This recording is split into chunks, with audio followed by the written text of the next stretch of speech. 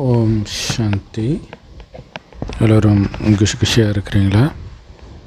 26/5/2025 சாக்கார் முரளி. பாபா சொல்கிறாங்க, இனிமையான குழந்தைகளே, எப்போவுமே நல்ல தொடர்பு தான் இருக்கணும், நல்ல சகவாசத்தில் இருக்கணும். கெட்ட சகவாசத்தில் வந்துட்டாலே அவங்களுடைய கெட்ட குணம் உங்களுக்கு நீங்கள் விழுந்துடுவீங்க. உங்கள் புத்தியை கெட்ட சகவாசம் கெடுத்துடும். கேள்வி: குழந்தைகளுக்கு ஊக்க உற்சாகம் எதில் இருக்கணும் அப்படின்னா, நான் ஒவ்வொரு கிராமமாக போய் இந்த ஞானத்தை கொடுக்கணும், சேவை செய்யணும் அப்படின்ற ஊக்க உற்சாகம் இருக்கணும்.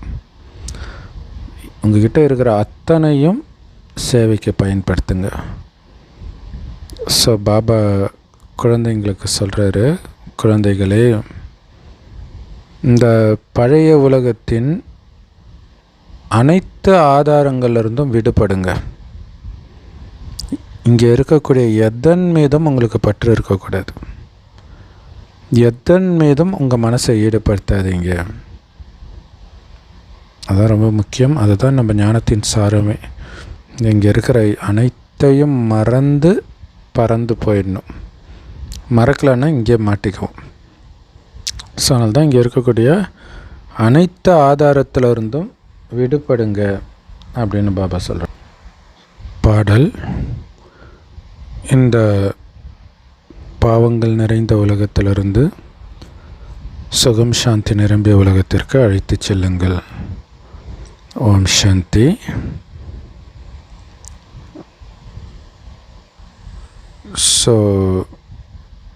ஸோ புண்ணியலோகம் பாவலோகம்னு சொல்கிறாங்க இல்லையா? அது உண்மையில் உலகத்தில் ஒன்றும் இல்லை. அந்த உலகத்தில் இருக்கிற ஆத்மாவை பொறுத்தது தான் அது. பாவாத்மாக்கள் நிரம்பி இருந்தால் பாவலோகம், புண்ணிய ஆத்மாக்கள் நிரம்பி இருந்தால் புண்ணியலோகம்.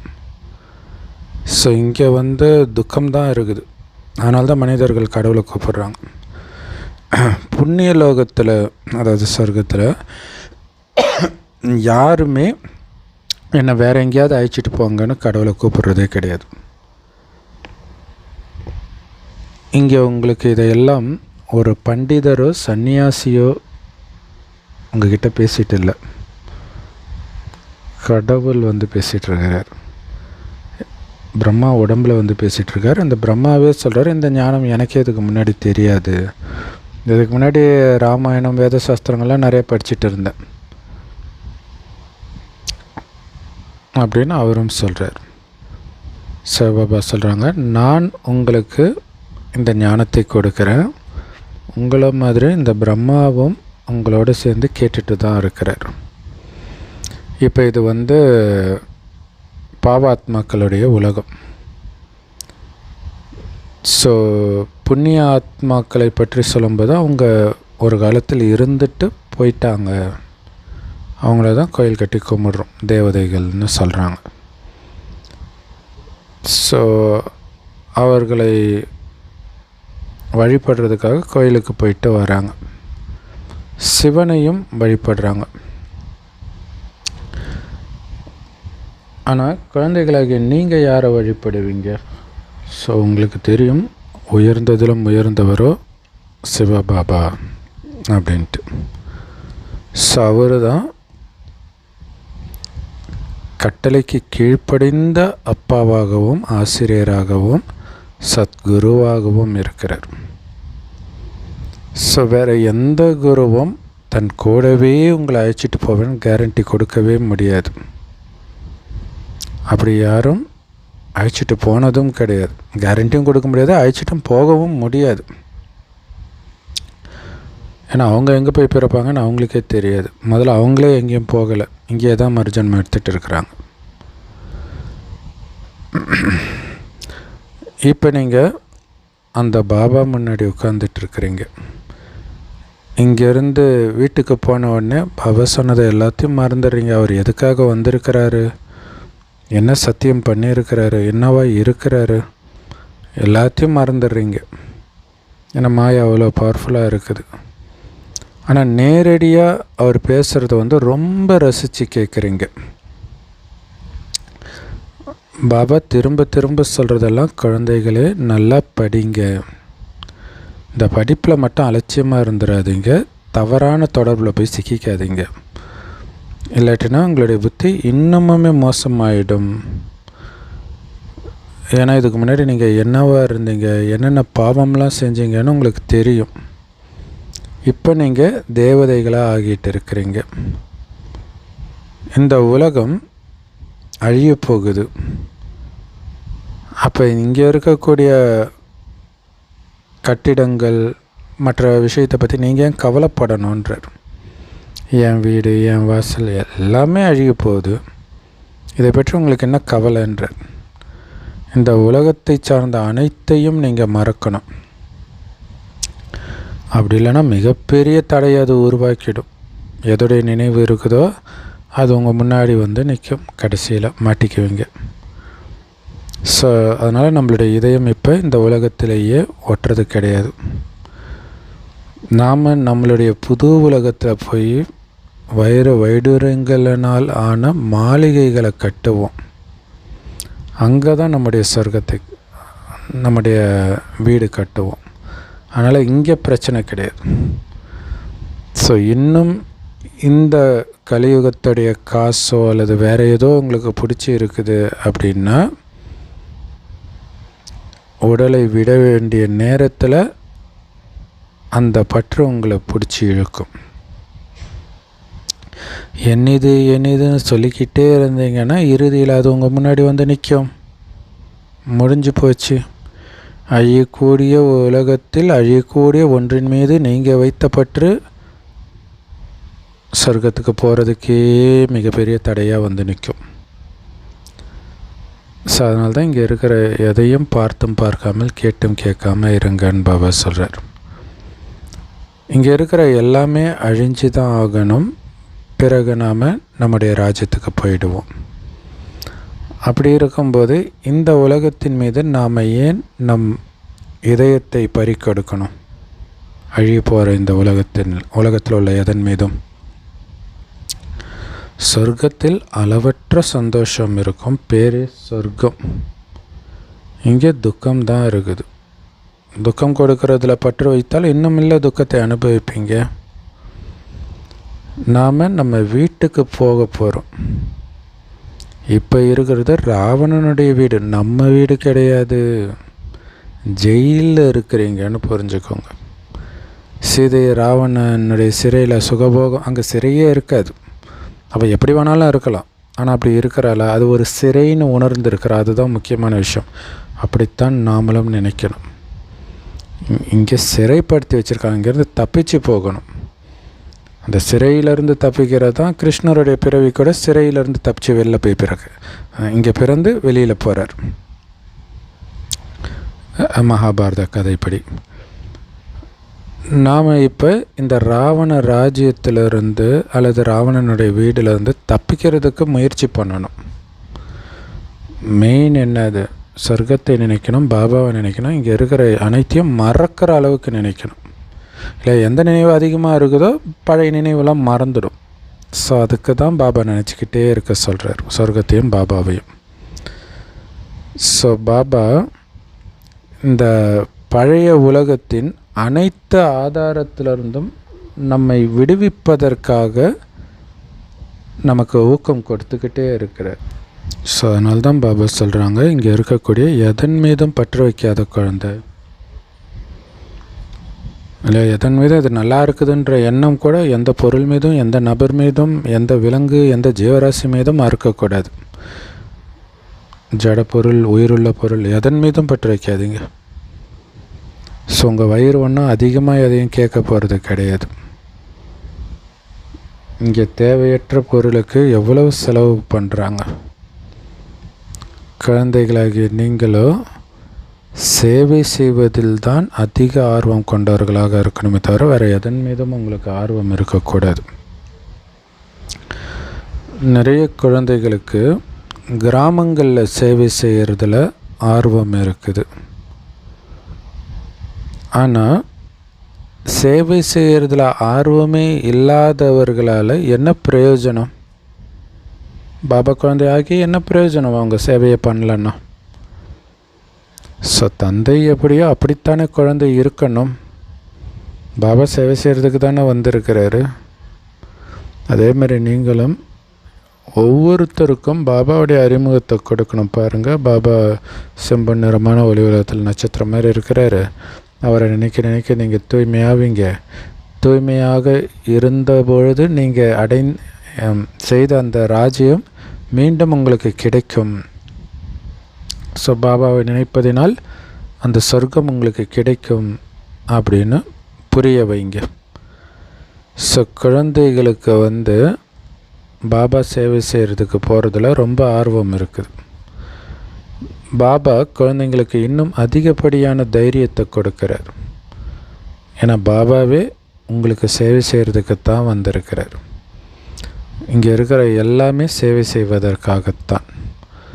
நீங்கள் எல்லோருக்கும் பாபாவுடைய அறிமுகத்தை கொடுக்கணும். பாபா ஒருத்தர் தான், தந்தை ஒருவர் தான். அவரு இப்போ பாரதத்துக்கு வந்திருக்கிறாரு. இதே பாரதத்தில் ஆரம்பத்தில் தேவதைகளுடைய ராஜ்யம் இருந்தது. 2500 வருடத்துக்கு முன்பு.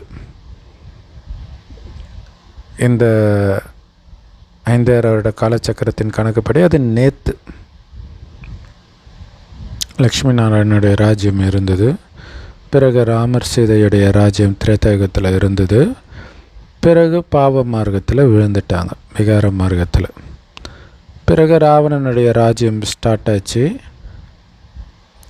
அப்போ எல்லோரும் சொர்க்கத்தில் இருந்த தேவதைகள், லக்ஷ்மி நாராயணன், ராமர் சீதை எல்லாம் ஏணிப்படியில் இறங்கி வந்துட்டாங்க. ஸோ இப்போ ஒரு வினாடியில் மீண்டும் ஏறும் கலை பாபா கற்றுக் கொடுக்கிறார். சத்தியுகத்தின் தொடக்கத்துக்கு போகிறதுக்கான வழி கற்றுக் கொடுக்கிறார். ஒன்று உண்மையான அன்பு, இன்னொன்று செயற்கையான அன்பு. ஸோ எப்போ உங்களை ஆத்மான்னு புரிஞ்சுக்கிறீங்களோ அப்போ தான் பாபா மீது உண்மையான அன்பு இருக்க முடியும். மற்றபடி இந்த உலகத்தில் குழந்தைகளுடைய அன்பு செயற்கையாகத்தான் இருக்குது. இல்லை, நாம் இந்த உலகத்தின் மீது உண்மையான அன்பு வைக்கல, செயற்கையாக வைக்கிறோம். ஏன்னா இந்த உலகமே அழிய போகுது. ஸோ யார் சேவை செய்கிறாங்களோ அவங்க ஒருபொழுதும் பசியினால் இறக்க மாட்டார்கள். சாப்பாட்டுக்கு வழி இல்லாமல் போயிடாது. பாபா கேரண்டி கொடுக்குறார். ஸோ அதனால் குழந்தைங்களுக்கு சேவை செய்கிறதுல பேரார்வம் இருக்கணும். இந்த ஈஸ்வரிய மிஷனும் ரொம்ப ரொம்ப ஈஸி இங்கே சேவை செய்கிறது. ஸோ இது நிறைய இப்போ சரண்டர்லாம் ஆகுறாங்க அப்படின்னா, ஒருவேளை நாளைக்கு சாப்பாட்டுக்கு வழி இல்லாத போயிடுமோ அப்படிலாம் பயப்படுவாங்க இல்லையா? ஸோ அதுக்கு தான் பாபா உத்தரவு கொடுக்குறார். சேவையில் அர்ப்பணமான குழந்தை பசியினால் இறக்காது. பாபா அதுக்கு கேரண்டி கொடுக்குறார். ஸோ இந்த தர்மம் எப்படி ஸ்தாபனை ஆகுது அப்படிங்கிறது யாருமே புரிஞ்சிக்கிறது கிடையாது. ஆதிசநாதன தேவி தேவதா தர்மம் எப்படி ஸ்தாபனை ஆகுதுன்னு யாரும் புரிஞ்சிக்கிறது கிடையாது. கிறிஸ்துவ வந்தார், கிறிஸ்துவ தர்மத்தை ஸ்தாபனை பண்ணார். பிறகு அந்த தர்மம் வளர்ச்சி அடைஞ்சது. ஸோ தர்மஸ்தாபகர்களுடைய வழிகாட்டுதல்களை ஃபாலோ பண்ணினாலும் மனிதர்கள் கீழே இறங்கிட்டு தான் வந்தாங்க. ஸோ ஏறும் கலையில் பாபா தான் நம்மளை அழைச்சிட்டு போகிறார். மற்ற எல்லோரும் இறங்கும் கலையில் தான் அழைச்சிட்டு வராங்க. குழந்தைகளாகிய நீங்கள் இப்போ ஆத்மா அபிமானியாக ஆகணும். ராவண ராஜ்யத்தில் நம்ம அரை கல்பம் பாபாவை மறந்துட்டோம். இப்போ அவர் நம்ம எழுப்புறார்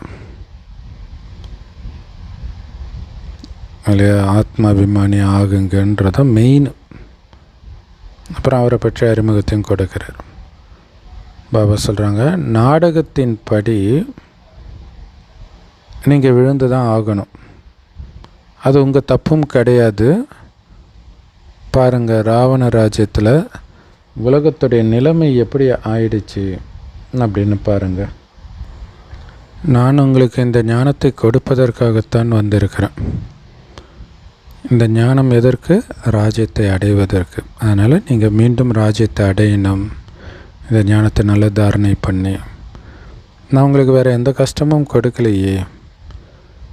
முதல்ல வெளியில் தயாரிக்கிற அழுக்கான உணவை சாப்பிடாதீங்க. நிரந்தரமாக என்னை நினைவு பண்ணிட்டுருங்க, அவ்வளோதான்.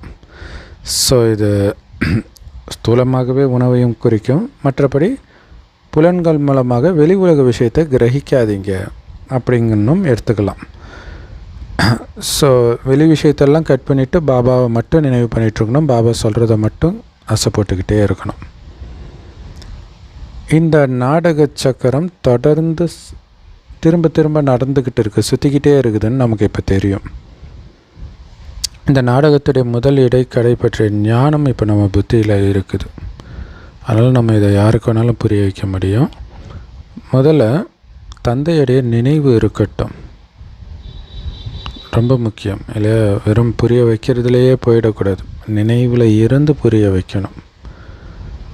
ஸோ சேவை செய்யணும் அப்படின்னா மக்களோட கலந்து அவர்களை உங்களுடைய துணைவர்களாக ஆக்குங்கள்.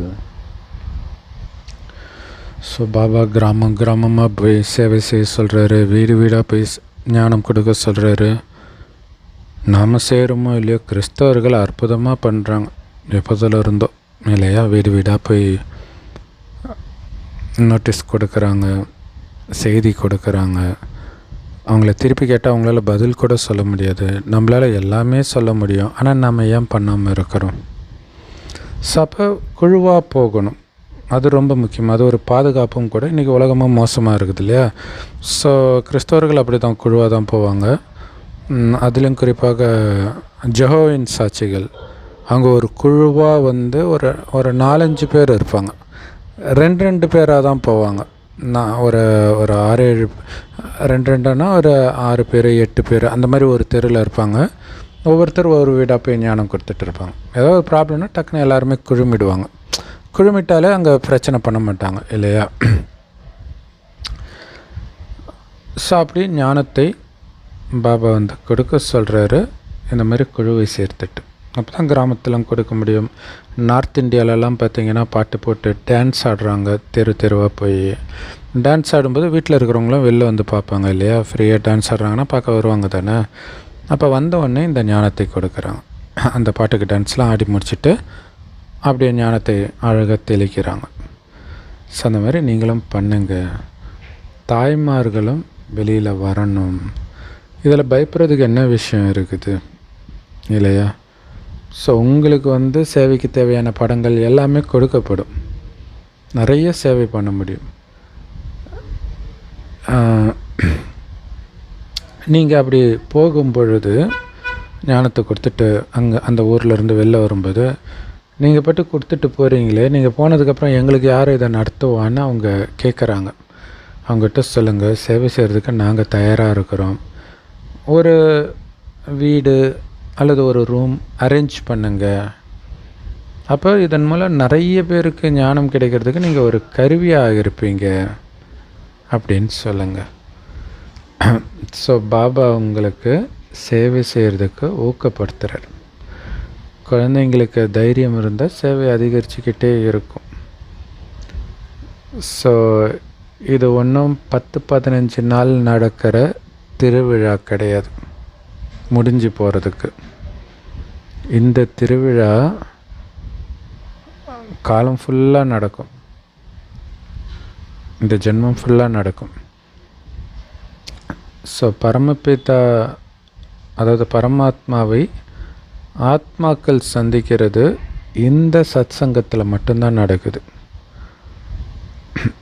ஸோ இந்த சந்திப்பு எப்போ முடியும் தெரியுமா? சேவையெல்லாம் முடிந்த பிறகே முடியும். அது வரைக்கும் இந்த சந்திப்பு நடந்துக்கிட்டே தான் இருக்கும், ஸ்தூலமாகவோ சூக்ஷ்மமாகவோ.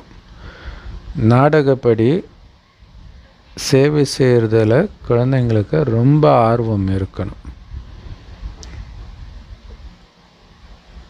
எல்லையற்ற தந்தைக்கிட்ட இருக்கக்கூடிய இந்த ஞானம் இப்போ குழந்தைங்களுடைய புத்தியிலும் வந்துடுச்சு. ஸோ உயர்ந்ததிலும் உயர்ந்த தந்தையின் மூலமாக நாம் உயர்ந்தவர்களாக ஆகிட்டு இருக்கிறோம். பாபா நம்மளை மாற்றிட்டு இருக்கிறார். இப்படியெல்லாம் உங்களுக்குள்ளே பேசிக்கிட்டே இருக்கணும். பாபா எப்படி இருந்த என்ன நீ எப்படியெல்லாம் ஆக்கியிருக்கிற பாபா, பாபா குழந்தை ஆகிறதுக்கு முன்னாடி எப்படியெல்லாம் இருந்தோன்னு தெரியும் இல்லையா, அதை கம்பேர் பண்ணி என் கற்பனைக்கு எட்டாத மாதிரி என்னை மாற்றிருக்கிற பாபா அப்படின்னு பேசிகிட்டு இருக்கணும். ஸோ உங்களுக்குள்ள செமினார் வைங்க. சேவை செய்கிறது, சேவையிலே பிஸியாக இருக்கிறதுக்கு எப்படி அப்படின்ட்டு பாபா கிட்ட ஆலோசனை பெறுங்க. ஏன்னா உங்களுக்கு எப்போ உதவினாலும் பரந்த மனம் கொண்ட பரந்தாமன் பாபா உங்கள் பக்கத்திலே இருக்கிறார். ஸோ நாடகத்தில் இது எல்லாமே பதிவாகி இருக்குது. இதில் கவலைப்படுறதுக்கான விஷயமே கிடையாது. இல்லாட்டினா எப்படி புது உலகம் ஸ்தாபனை ஆகும்? ஏற்கனவே நான் பதிவாகி இருக்குது சொர்க்கத்தை ஸ்தாபனை பண்ணுறது. நீங்கள் வெறும் கருவி தான், இந்த ஏற்கனவே ஃபிக்ஸான ஒன்று பண்ண போகிறீங்க, அவ்வளோதான். அதனால் இதில் பயப்படுறதுக்கு ஒன்றுமே கிடையாது. இன்னொன்று, கொஞ்சமாவது சேவை செய்தால் தான் அதற்கான பலன் உங்களுக்கு கிடைக்கும். சேவை செய்யாமல் எப்படி பலன் கிடைக்கும்? ஸோ குழந்தைகளாகி நீங்கள் இப்போ கல் புத்தி கொண்டவர்களாக இருந்தீங்க. இப்போ உங்களை வைர புத்தி உடையவர்களாக மாற்றுறார்.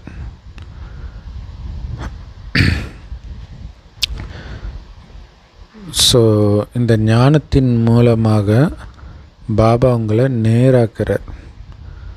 ஆனால் மாயா உங்கள் மூக்கை பிடிச்சி மீண்டும் தலைகீழே திருப்பிட்டு போயிடுறான். பாபா பக்கமே திரும்பாத, இந்த பக்கம் திரும்பு அப்படின்ட்டு போயிடுறான். ஸோ அதனால தான் பாபா சொல்கிறாங்க, எப்போவுமே நீங்கள் உங்களுடைய சகவாசம்லாம் நல்லா இருக்கணும். தவறானவர்கள் தொடர்பில் இருக்கக்கூடாது. தவறானவர்கள்ன்றது அஞ்ஞானிகள் மட்டும் இல்லை, பாபா குழந்தைகளுமே சேவை செய்யாமல் இருக்கிறவங்க, விகாரத்தில் இருக்கிறவங்க, ஸ்ரீமத் படி நடக்காமல் இருக்கிறவங்க, அவங்கக்கிட்ட இருந்தெல்லாம் விலகி இருக்கணும். ஸோ தவறான தொடர்பில் இருந்தீங்க, அவர்களுடைய வண்ணம் உங்கள் மேலே பூசப்பட்டது, அவங்களுடைய குணம் உங்களுக்கு வந்துடுச்சுன்னா நீங்கள் விழுந்துடுவீங்க. ஸோ பாபா படம் பார்க்குறதுக்கெல்லாம் தடை விதிச்சிருக்கிறார். ஏன்னா சினிமா பார்க்குறவங்களால அழுக்காகாமல் இருக்க முடியாது. எப்படி சூப்பராக சொல்கிறார் பார்த்தீங்களா? சினிமாவில் என்ன முகம் காட்டுறான், உடம்புலாம் காட்டுறான். அப்போ பார்த்துக்கிட்டே இருந்தால் தானாக விகார எண்ணம் தானே வரும். ஸோ அதனால் தடை விதிச்சிருக்கிறார். அதுலேயும் இப்போல்லாம் படம்னா அவ்வளோ விகாரம் தான் இருக்குது. வெட்டு, குத்து, ஆபாசம் இதுதான் இருக்குது. மிருக குணத்தை தூண்டுற மாதிரி தான் இருக்கும் ஒரு சீனுமே. ஏன்னா இந்த உலகத்தில் ஒவ்வொருத்தருடைய நடவடிக்கையுமே அழுக்காக தான் இருக்குது. ஏன்னா இது பேரே விபச்சார விடுதி. பாபா சிவாலயத்தை ஸ்தாபனை பண்ணுறார். இந்த வேசியாலயத்தை நெருப்பு வைக்க போகிறார். அதனால் ஏன் இந்த விபச்சார விடுதி மேலே உங்களுக்கு பற்று? சிவாலயத்தின் மீது இல்லை பற்று இருக்கணும். சொர்க்கம்தான் சிவாலயம். ஸோ இந்த உலகத்தில் இருக்கிற ஒவ்வொருத்தரும் கும்பகர்ணனின் ஆழ்ந்த உறக்கத்தில் தூங்கிட்டு இருக்கிறாங்க. ஆனால் நம்ம மட்டும்தான் ஏந்திரிச்சிட்டோம், சிவன் கோயிலுக்கு போகிறோம்னு புரிஞ்சுக்கிட்டோம். இல்லை ரொம்ப பக்தர்கள்லாம் புரட்டாசி மாதம், மார்கழி மாதம் அதிகாலையில் எழுந்திரிச்சு கோயிலுக்கு போவாங்க. ஆனால் பெரும்பான்மையானவர்கள் தூங்கிட்டு தான் இருப்பாங்க. அந்த மாதிரி தான் நாம் தான் இப்போ எழுந்திரிச்சிருக்கிறோம். ஒரிஜினல் சிவாலயம் சொர்க்கத்துக்கு போயிட்டுருக்குறோம். நாம் தான் புரிஞ்சிருக்கிறோம். மற்றவர்கள்லாம் ஆழ்ந்த உறக்கத்தில் இருக்கிறாங்க. ஆனால் இதுக்கு முன்னாடி நாம் கூட ஆழ்ந்த உறக்கத்தில் குரங்கு மாதிரி இருந்தோம். ஸோ இதோடைய ஒரு கதை கூட ராமாயணத்தில் இருக்குது. ஸோ ஆஞ்சநேயர் ஆரம்பத்தில் பயங்கர குறும்புத்தனம் பண்ணுறவராக தான் இருப்பார். ஸோ பிறகு தான் பக்தியில் நம்பர் 1 ஆகிறார்.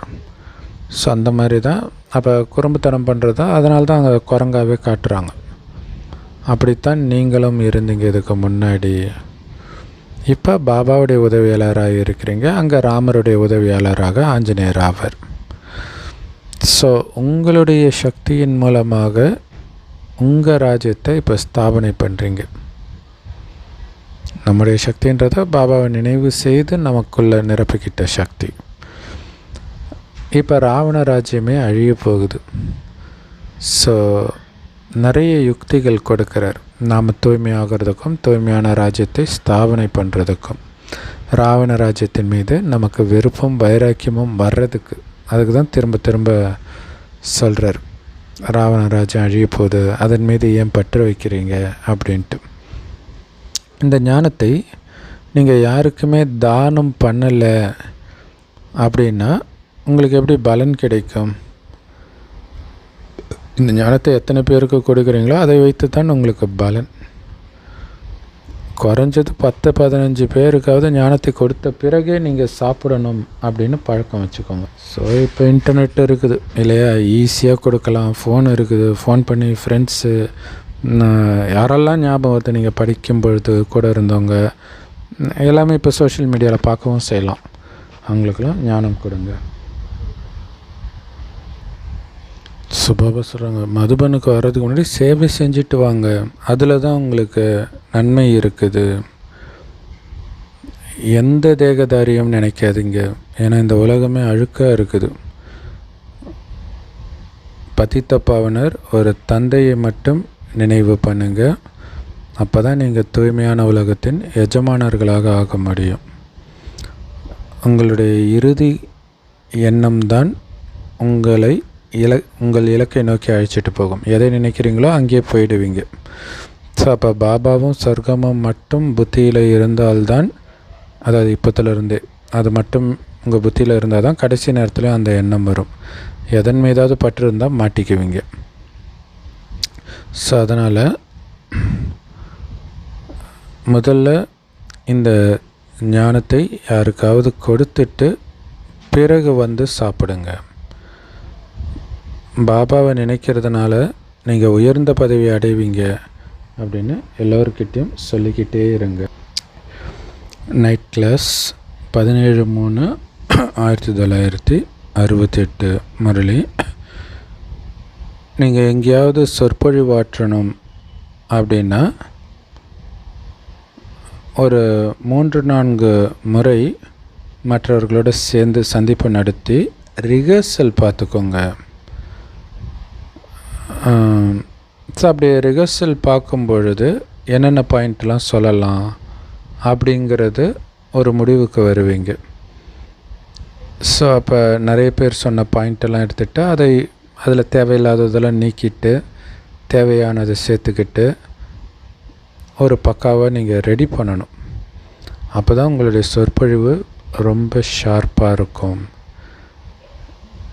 நீங்கள்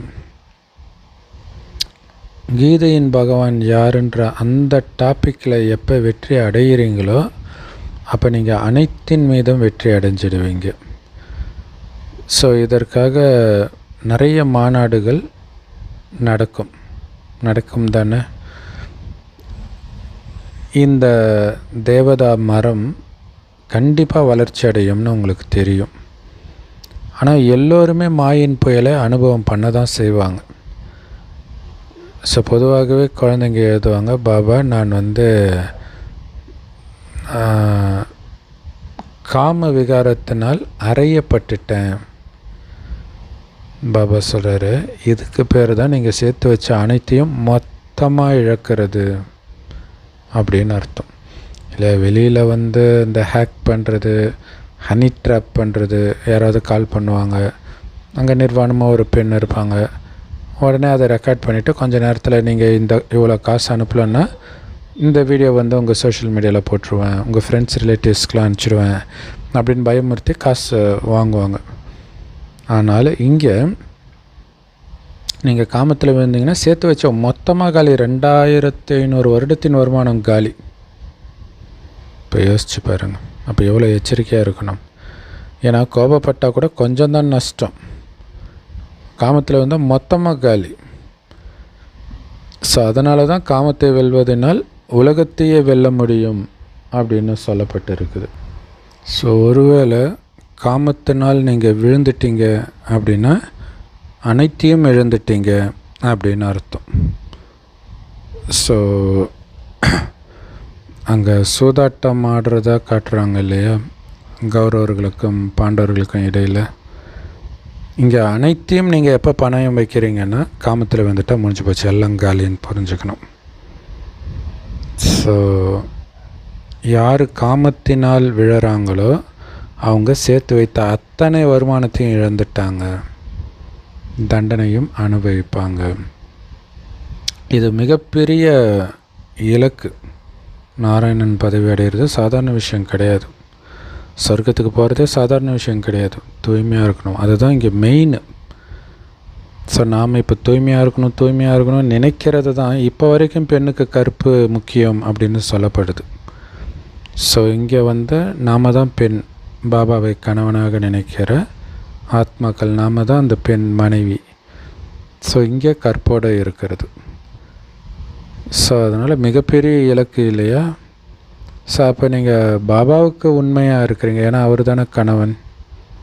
ஸோ இதில் ரொம்ப கவனம் கொடுக்கணும், ரொம்ப எச்சரிக்கையாக இருக்கணும். ஏன்னா அந்த மாதிரி இலக்கு உயர்ந்த இலக்கு. சாமியார்கள், கன்னியாஸ்திரிகள், பாதிரியார்கள்லாம் டக்குன்னு விழ வைக்கும் இந்த காமம் இந்த காலகட்டத்தில். ஸோ அப்போ எவ்வளோ எச்சரிக்கையாக இருக்கணும் யோசிச்சு பாருங்கள். ஸோ 5000 வருடத்திற்கு முன்பு கூட இதே உலக ராஜ்யத்தை நாம் அடைந்திருந்தோம்னு நமக்கு தெரியும். இப்போ மீண்டும் அந்த தேவதைகளின் ராஜ்யம் ஸ்தாபனை செய்யப்படுது. இந்த படிப்பு படிக்கிறதன் மூலமாகத்தான் நாம் அந்த ராஜ்யத்திற்கு போகிறோம். எல்லாமே உங்கள் படிப்பின் ஆதாரம், எப்படி படிக்கிறீங்கன்றதை பொறுத்து தான் இருக்குது. ஸோ இதை படிப்பதன் மூலமாகவும் இதை நல்லா தாரணை பண்ணுறதன் மூலமாகவும் தான் நீங்கள் பாபாவுக்கு சமமாக ஆக முடியும். ஸோ கூடவே ரெஜிஸ்டர் வைக்கணும். அப்போ தான் உங்களுக்கு தெரியும். சேவைக்கு இல்லை, எப்பயும் நினைவுக்கு ரெஜிஸ்டர் சொல்லுவார், நல்ல நடத்தைக்கு ரெஜிஸ்டர் சொல்லுவார், கெட்ட நடத்தை ஏதாவது இருந்தால் அதுக்கும் ரெஜிஸ்டர் சொல்லுவார். இன்றைக்கி சேவைக்கும் ரெஜிஸ்டர் வைக்க சொல்கிறார். அப்போ தான் எத்தனை பேரை உங்களுக்கு சமமாக நீங்கள் ஆக்கி இருக்கிறீங்கன்றது உங்களுக்கு தெரியும். இவ்வளோ கம்மியாக சேவை பண்ணியிருக்கிறோம், இன்னும் நிறைய பேரை உருவாக்கணும் அப்படின்னு தோணும். ஸோ எந்த அளவுக்கு நீங்கள் அதிகமாக தாரணை பண்ணுறீங்களோ அந்த அளவிற்கு நீங்கள் ரொம்ப இனிமையானவர்களாக மாறுவீங்க. குழந்தைகளே, நீங்கள் ரொம்ப அன்பானவர்களாக மாறணும்.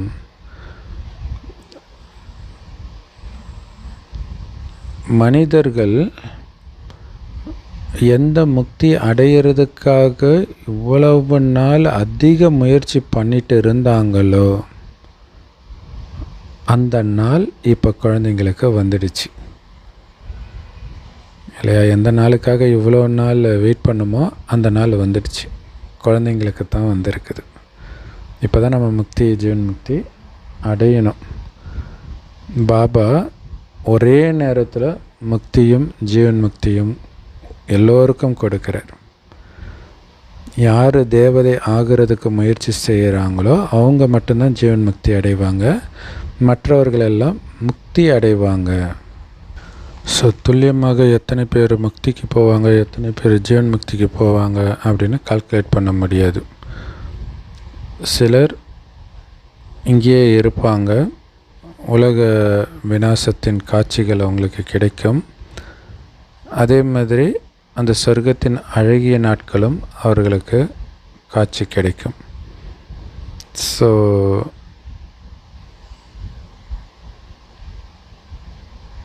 அந்த உங்களுக்கு பலவிதமான சூழ்நிலைகள் வரும். ஆனால் ஒவ்வொரு சூழ்நிலையிலும் நீங்கள் முயற்சி பண்ணிக்கிட்டே இருக்கணும். சூழ்நிலைன்னு சொல்லலாம், பிரச்சனைன்னு சொல்லலாம், டெஸ்ட் பேப்பர்னு சொல்லலாம். ஸோ ஒரு வினாடி டெஸ்ட் பேப்பர்னு புரிஞ்சுக்கணும், அதுதான் முக்கியம். அல்லாஹ் சோதிப்பதற்காகவே நம்மை படைத்தான்னு முஸ்லீம்கள் சொல்லுவாங்க. ஸோ அந்த நினைவிலே இருக்கணும், இது சோதனைத்தாள் இதுலேயும் ஜெயிச்சிட்டேன்னா மெயின் பாபா நினைவிலே இருக்கணும். அதுதான் முக்கியமான விஷயம். நீங்கள் சும்மா நினைவில் இருந்துட்டாலே எல்லாமே அடைஞ்சிடுவீங்க, உங்களுக்கு வீடு கிடைக்கும் அப்படிலாம் கிடையாது. நாடகத்தில் இருந்தால் மட்டுமே எதுவும் நடக்கும். ஸோ அதனால் நான் யோகத்தில் இருக்கிறேன், எனக்கு எல்லாமே கிடைக்கும் அப்படின்ற எந்த எதிர்பார்ப்பும் இருக்கக்கூடாது. எதிர்பார்ப்பு இருந்தாலே ஏமாந்துடும் இல்லையா? ஸோ அதனால தான் எதிர்பார்ப்பே இருக்கக்கூடாது. பாபா நீங்கள் பட்டினி கிடக்க மாட்டீங்கன்னு தான் சொன்னார், உங்களுக்கு சொந்த வீடு கிடைக்கும் அப்படிலாம் எதுவும் சொல்லலை.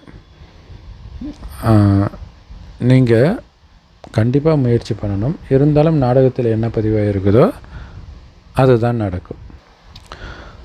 இன்னும் போக போக உங்களுடைய உள்ளுணர்வு சகோதர உள்ளுணர்வாக மாறிடும். யாரை பார்த்தாலும் அந்த சகோதர அன்பு தான் இருக்கும், ஆன்மீக அன்பு தான் இருக்கும். ஸோ எந்த அளவிற்கு முயற்சி பண்ணுறீங்களோ அந்த அளவுக்கு அந்த சகோதர உள்ளுணர்வை உங்களால் மெயின்டைன் பண்ண முடியும். ஆத்மா, சகோதரன், அந்த எண்ணத்தோடவே பார்க்கணும். அந்த உள்ளுணர்வை உருவாக்கிக்கிட்டே இருக்கணும். அப்போ தானாகவே சகோதர உள்ளுணர்வு மட்டுமே வரும். நாம் உடல் இல்லாமல் தான் வந்தோம். பிறகு உடல் எடுத்து 84 பிறவிகள் எடுத்து முடிச்சாச்சு. பாபா சொல்கிறாங்க, இப்போ நீங்கள் உங்கள் கர்மாதீத்த நிலையில் உடலை விட்டு வீட்டுக்கு போகணும். ஸோ அதனால் உடலற்ற நிலையை பயிற்சி பண்ணிக்கிட்டே இருங்க. ஏன்னா எப்படியும் இப்போ உடலை விடணும், மீண்டும் இங்கே எந்த உடலையும் எடுத்துடக்கூடாது. ஸோ அதனால தான் எந்த தேகதாரியும் நினைக்காதீங்க, அன்பு வைக்காதீங்க அப்படின்னு பாபா சொல்கிறார். உண்மையில் நம்ம யாரோடவும் வேத சாஸ்திரங்களை வச்சு விவாதம்லாம் பண்ணக்கூடாது. ஏன்னா இங்கே முக்கியமான விஷயம் பாபாவை நினைக்கணும், சிருஷ்டியுடைய முதல் இடைக்கடையை புரிஞ்சிக்கணும். அவ்வளோதான். நீங்கள் சக்கரவர்த்தி மகாராஜா ஆகணும். இந்த சக்கரத்தை புரிஞ்சிக்கிட்டால் போதும். ஸோ இதை தான் வினாடியில் ஜீவன் முக்தி அப்படின்னு சொல்லப்படுது. ஸோ குழந்தைங்களுக்கு ஆச்சரியம் வரணும். ஒரு வினாடியில் எப்படி இருந்தேன்னா எப்படி ஆகிறேன் அப்படின்ட்டு. அரைக்கல்பமாக பக்தி நடக்குது. இந்த ஞானம் கொஞ்சம் கூட பக்தியில் இருக்காது. ஏன்னா பாபா கிட்ட மட்டும்தான் இந்த ஞானம் இருக்குது. அதனால் இந்த ஞானத்தை நீங்கள் அப்பா கிட்ட இருந்து தான் எடுக்க முடியும். ஸோ பாபாவோ ரொம்ப விசித்திரமானவர், புதுமையானவர். யாருக்குமே உடல் இல்லாத ஒருத்தர் இருக்கிறாரு, உடல் இல்லாமலே வருவார் அப்படின்னு யாருமே கற்பனை கூட பண்ணி பார்த்துருக்க மாட்டாங்க இல்லையா? ஸோ அதனால தான் கோடியில் மிகச்சிலர் மட்டுமே பாபா குழந்தையாக ஆகிறாங்க, பாபாவை அடையாளம் கண்டுக்கிறாங்க. ஸோ பாபா சொல்கிற மாதிரி மற்ற ஆசிரியர்கள் நானே அப்பாவாக, ஆசிரியராக, குருவாக இருக்கிறேன் அப்படின்னு சொல்ல மாட்டாங்க. ஸோ அதனால் இதை கேட்கும்போது பாரதவாசிகள் ஆச்சரியப்படுறாங்க. பாரத நாட்டை தாய்நாடுன்னு சொல்கிறாங்க. ஏன்னா அம்மன் அப்படின்ற பேரே இங்கே பிரபலமாக இருக்குது. ஸோ அம்மனுடைய பேரில் தான் நிறைய திருவிழா நடக்குது இல்லை? பெரும்பான்மையான திருவிழாக்கள் அம்மனை வைத்து தான் நடக்குது. ஸோ அம்மன் அல்லது அம்பாள் அப்படிங்கிற பேர் ரொம்ப இனிமையாக இருக்குது அப்படின்னு அர்த்தம். அம்மான்னு அர்த்தம். சின்ன குழந்தைங்களுக்கு கூட அவங்க அம்மா மேலே அவ்வளோ அன்பு செலுத்துவாங்க. ஏன்னா அம்மா தான் அவங்களுக்கு உணவூட்டி பராமரிக்கிறாங்க.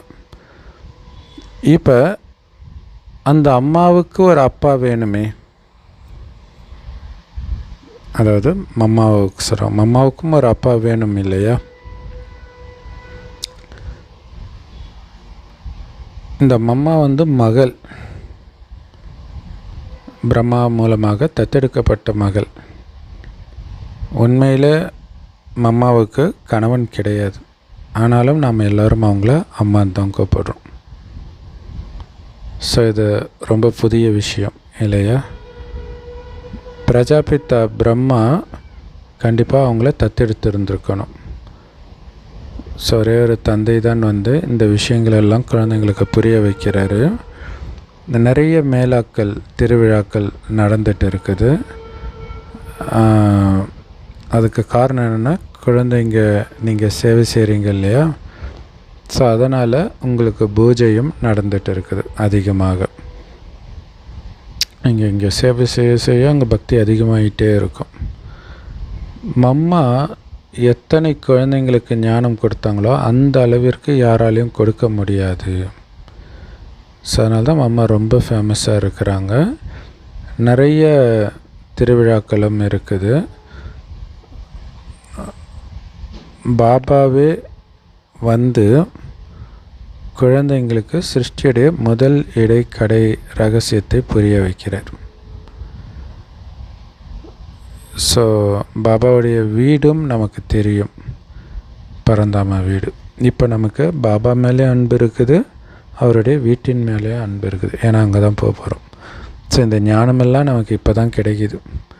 இந்த ஞானத்தின் மூலமாகத்தான் நமக்கு அளவற்ற வருமானமும் கிடைக்கிது, இந்த ஞானத்தை படிக்கிறதன் மூலமாக. ஸோ அப்போ நீங்கள் எவ்வளோ சந்தோஷமாக இருக்கணும். இங்கே படிக்க படிக்க அங்கே வருமானம் ஏறிக்கிட்டே இருக்குது. அதை நினைத்து நினைத்து நீங்கள் சந்தோஷப்படணும். ஆனாலும் நீங்கள் பார்க்குறதுக்கு ரொம்ப சாதாரணமாக தான் தெரியுறீங்க. மிகப்பெரிய கோடீஸ்வரர் நீங்கள் தான் இல்லையா? அவ்வளோ வருமானம் சேமிப்பாக இருக்கும். ஆனால் உலகத்திற்கு பாபா இப்போ ஞானத்தை கொடுத்துட்ருக்கிறாருன்னு கூட தெரியாது. ஸோ இந்த புது விஷயங்களெல்லாம் பாபா தான் குழந்தைங்களுக்கு புரிய வைக்கிறார். இந்த எல்லையற்ற படிப்பின் மூலமாக தான் புது உலகம் உருவாக்கப்படுது.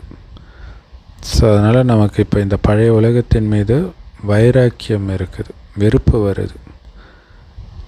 இந்த ஞானத்தின் சந்தோஷம் நமக்கு இருக்குது. பாபாவையும் பரந்தாமை வீட்டையும் நம்ம நினைவு பண்ணிக்கிட்டே இருக்கணும். ஏன்னா எல்லாருமே இப்போ வீட்டுக்கு போய் தான் ஆகணும். ஸோ பாபா ஒவ்வொருத்தர்கிட்டையும் சொல்கிறது என்ன அப்படின்னா, குழந்தைகளே, நான் உங்களுக்கு முக்தி ஜீவன் முக்திங்கிற ஆஸ்தியை கொடுக்கறதுக்காகத்தான் வந்திருக்கிறேன். அப்புறம் ஏன் மறக்கிறீங்க? இல்லை பாபா எதுக்கு வந்திருக்கிறாரு அப்படின்னு ஞாபகம் இருந்தாலே அவருடைய நினைவு இருந்துக்கிட்டே இருக்கும். ஏன்னா அவருடைய நினைவுனால தான் முக்தியும் கிடைக்குது, ஜீவன் முக்தியும் கிடைக்குது. நான் உங்களுடைய எல்லையற்ற தந்தை, உங்களுக்கு ராஜயோக ஞானத்தை கற்றுக் கொடுப்பதற்காக வந்திருக்கிறேன். ஸோ அதனால் நான் கொடுக்குற அந்த உயர்ந்த வழி ஸ்ரீமத்தை ஃபாலோ பண்ணுவீங்களா, பண்ண மாட்டீங்களான்னு கேட்குறேன். இல்லை, கடவுளே வந்திருக்கிறாரு, உங்களை ராஜாவாக்குற யோகத்தை கற்றுக் கொடுக்குறாரு. இப்போ சத்யுகத்தின் ராஜா ஆகிறதுக்கான வழி நான் சொன்னால் நீங்கள் ஃபாலோ பண்ண மாட்டீங்களா? அப்படி நீங்கள் ஃபாலோ பண்ணலன்னா உங்களுக்கு பெருத்த நஷ்டம் ஆகிடும். ஸோ இங்கே எல்லையற்ற நஷ்டம், ஜென்ம ஜென்மத்துக்கும் தொடரும் அந்த நஷ்டம். ஸோ நீங்கள் பாபாவுடைய கையை விட்டுட்டீங்க அப்படின்னாலே உங்களுடைய வருமானத்தில் பெரிய நஷ்டம் ஏற்படும். நல்லது. Good night. Om Shanti. So அற்புதமான முரளி கொடுத்த அன்பான பாப்தாதாவுக்கு அன்பு நினைவுகள் மற்றும் காலை வணக்கம். இந்த பழைய உலகத்தின் அனைத்தையும் மறந்துடுங்க. பாபா மாதிரியே நீங்களும் கட்டளைக்கு கீழ்ப்படிந்தவராகி சேவை செய்யுங்க. ஸோ எல்லோருக்கும் பாபாவுடைய அறிமுகத்தை கொடுங்க. இந்த அழுக்கான உலகத்தில் அழுக்கான சகவாசத்திலிருந்து உங்களை நீங்களே பாதுகாத்துக்கோங்க. தவறான தொடர்பில் அனைத்தையும் இழந்துடாதீங்க. ஸோ வெளியில் தயாரிக்கப்படுற அழுக்கான உணவை சாப்பிடாதீங்க, படங்கள் பார்க்காதீங்க. செம பவர்ஃபுல்லான வரதானம். திரிகாலதர்சி நிலையில் இருந்து வீணானவைகளின் கணக்கை முடிக்கக்கூடிய நிரந்தர வெற்றி ஸ்வரூபமானவர் ஆகுங்கள். அதுக்கு விளக்கம், திரிகாலதர்சி அதாவது முக்காலத்தை உணர்ந்தவர்னு அர்த்தம். திரிகாலதர்சினா அப்போ திரிகாலதர்சி நிலையில் நீங்கள் நிலைச்சிருக்கிறீங்க அப்படின்னா என்ன அர்த்தம் தெரியுமா?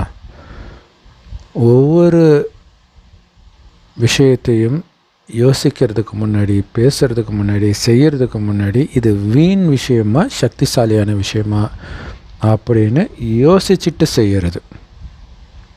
அதுக்கு பேர் தான் திரிகாலதர்சி நிலையில் நிலைத்திருத்தல் அப்படின்னு அர்த்தம். டக்குன்னு மைண்டில் வருது, டக்குன்னு செயல்படுத்துறது அப்படி இருக்கக்கூடாது. இது வீண் விஷயமா சக்திசாலியான விஷயமா அப்படின்னு யோசிக்கணும். ஏன்னா இந்த சங்கமயுகத்தில் ஒரு வினாடி வீண் விஷயத்தை யோசித்தாலும் பேசினாலும் செஞ்சாலும் பல கோடி மடங்கு நஷ்டத்தை ஏற்படுத்திடும். அதே மாதிரி ஒரே ஒரு வினாடி ஒரு சக்திசாலியான எண்ணத்தை நீங்கள் உருவாக்கினாலும் பல கோடி மடங்கு வருமானமும் சேமிப்பாகும். அப்போ யோசிச்சு பாருங்கள், ஒரு வினாடி வீண் விஷயம் உங்களுடைய வருமானத்தில் மிகப்பெரிய நஷ்டத்தை ஏற்படுத்திடும். இதுக்கு முன்னாடி நீங்கள் சேர்த்து வச்சதை கூட இல்லாமல் காலி பண்ணிவிடும் இல்லையா? ஜென்ரலாக பார்த்திங்கன்னா பாபா நினைவில் இருக்கிறத விட நினைவு இல்லாமல் இருக்கிறது தான் அதிகமாக இருக்குது. அப்போ என்ன அர்த்தம்? நம்ம நினைவில் இருந்து சேர்த்ததை எல்லாம் நினைவில் இல்லாமல் அழிச்சிக்கிட்டு இருக்கிறோம். அப்போ நினைவில் இருக்கும்போது தான் திரிகாலதர்சி நிலையில் இருந்து இந்த மாதிரி யோசிக்கிறதெல்லாம் பண்ணுவீங்க. ஸோ அப்படி இல்லாமல் வீண் எண்ணம் வரும்போது எவ்வளோ நஷ்டமாயிட்டு இருக்குது பாருங்கள். அப்போ சேமிப்பு கணக்கே இல்லாத மாதிரி ஆகிடும். ஸோ எச்சரிக்கை வைங்க. அதனால தான் ஒரு காலத்தின் நினைவில் மட்டும் இருந்து எந்த காரியத்தையும் பண்ணாதீங்கன்னு பாபா சொல்கிறார். இப்போ இது நடக்குது, இப்போ எனக்கு இது சந்தோஷத்தை கொடுக்குது, இதை நினைத்தால், இதை பேசினால், அல்லது இந்த காரியத்தை பண்ணால் அப்படின்னு நினைக்காதீங்க. இதோடைய பலன் சொர்க்கத்தில் என்னவாக இருக்கும்? மிகப்பெரிய நஷ்டத்தை அடையிற மாதிரி காரியமாக இப்போ உங்களுக்கு சந்தோஷத்தை கொடுத்துட்டு அங்கே மிகப்பெரிய நஷ்டத்தை ஏற்படுத்துகிற மாதிரி இருக்குமா? ஸோ அதுக்கு தான் ஒரு காலத்தை மட்டும் பார்க்காதீங்க. எந்த காரியம் செய்தாலும் 3 காலத்தை பார்க்கக்கூடிய நிலையில் நிலைத்திருந்து பண்ணுங்க. 3 காலத்தையும் செக் பண்ணி இது சக்திசாலியா இல்லையா, அந்த எதிர்காலத்தில் உங்களுக்கு நன்மையை கொடுக்காத அனைத்தும் வீண் விஷயமே, அதை புரிஞ்சுக்கணும். இவ்வளோ தான் முக்கியமான விஷயமே. அப்போ வீண் விஷயங்கள் எல்லாம் முடிஞ்சிடும். தானாகவே நிரந்தர வெற்றி சொரூபமானவர்களாக ஆகிடுவீங்க. செம்ம பவர்ஃபுல் வரதானம் இது. ஸ்லோகம்: மானம், மரியாதை, பேரு, புகழ், சாதனங்கள் இதையெல்லாம் யார் தியாகம் பண்ணுறாங்களோ அதுதான் மகான் தியாகம், உயர்ந்த தியாகம் அப்படின்னு சொல்ல முடியும். இல்லை சேவை செய்கிறாங்க, சேவைக்கு நம்ம பேரே வரலையே, அது முக்கியம் இல்லை. 1 கோடி தேர் இழுக்கிறாங்க, நீங்கள் இழுக்கிறதுனால நவருதா, யார் இருக்கிறதுனால நவருதா முக்கியம் இல்லை, தேர் நவருதான்றதான் முக்கியம். அது மாதிரி பாபா செய்தி போய் சேருதா, அதில் யார் பேர் முன்னாடி வந்தாலும் நமக்கு பிரச்சனை இல்லை. பாபா பேர் போச்சுன்னா அதுதான் நம்மளுடைய வெற்றி. பாபாவுடைய செய்தி மற்றவர்களுக்கு போகும்போது. அவிக்தேஸ்வரா, ஆன்மீக ராயல்டி மற்றும் தூய்மையின் பர்சனாலிட்டி தாரணை செய்யுங்கள். உண்மையிலே உடம்பு வேறு, ஆத்மா வேறு, ரெண்டும் வேறு வேறு பொருள். ஆனால் மனிதர்கள் அறியாமையினால் ரெண்டும் ஒன்றுன்னு நினச்சிட்டாங்க. அதேமாரி தன்னுடையதை தான்னு நினச்சிட்டாங்க. இந்த உடம்பு நம்முடையது, என்னோட உடம்பு, ஆனால் உடம்பு நான் கிடையாது. ஆனால் உடம்பை நான் தப்பாக புரிஞ்சுக்கிட்டாங்க. ஆத்மா நான் புரிஞ்சுக்கிறதுக்கு பதிலாக. ஸோ இந்த தவறுனால தான் அவ்வளோ மன உளைச்சல், துக்கம், அசாந்தி எல்லாமே. இல்லை, இந்த உடம்பு தற்காலிகமாக எனக்கு கிடச்சிருக்கு, அது போன பிறகு வேறு ஒரு உடம்பு கிடைக்கும்னு நினச்சிருந்தா மரண பயம் வருமா? இல்லையா? நம்ம ஒவ்வொரு உடல் எடுக்கும்போது ஒவ்வொரு உறவோடு ஜாலியாக இருந்துட்டு விட்டுட்டு மறுபடியும் இன்னொரு உறவு உடல் எடுத்து வேறு உறவை எடுக்க போகிறோன்னு தெரிஞ்சால் ஒரு உறவின் மீது பற்று வருமா? ஆனால் இந்த விஷயம் உடம்பு நாம் கிடையாதுன்றதை மறந்துட்டதுனால, உடல் சார்ந்த உறவுகளெல்லாம் இணைதுன்னு கெட்டியமாக பிடிச்சிக்கிட்டதுனால தான் இவ்வளோ தலைவலி, நிம்மதி போயிடுச்சு. அதே மாதிரியே இந்த அழுக்கான சமஸ்காரமும் நான் ஆத்மான்றதை மறக்கிற சமஸ்காரமும் உங்களுடைய சமஸ்காரம் நீங்கள் தப்பாக புரிஞ்சுக்கிறீங்க. ஆனால் உண்மையில் அது சூத்திரர்களுடைய சமஸ்காரமே தவிர பிராமணர்களின் சமஸ்காரம் கிடையாது. அழுக்காக இருக்கிறதோ ஆத்மான்றதை மறக்கிறதோ.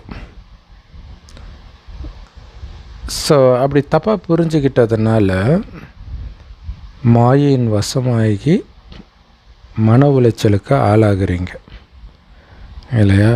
எப்போவுமே தூய்மையாக இருந்தால், ஆத்மான்ற உணர்வில் இருந்தால் பிரச்சனையே கிடையாது. மீண்டும் மீண்டும் அழுக்குன்னு தேக உணர்வில் வந்து பாவம் செய்கிறதுனால கோபமோ, மெயினாக காமம். ஸோ அப்போ மன உளைச்சலில் வந்துடுங்க. ஏன்னா அதுக்கப்புறம் உங்களுக்கு டக்குன்னு தெரியுது, ஐயோ நம்ம தப்பு பண்ணிட்டோமேன்ட்டு. ஏன்? உடம்புன்னு தப்பாக புரிஞ்சுக்கிட்டதுனால, ஆத்மான்றதை மறந்துட்டதுனால, அழுக்கான குணத்தை வெளிப்படுத்தினதுனால மாட்டிக்கிறோம். ஸோ செம்ம powerful murli. I love you பாப் பிரதர். தேங்க்யூ பாப் பிரதர். குஷியாக இருங்க, குளிர்ச்சியாக இருங்க.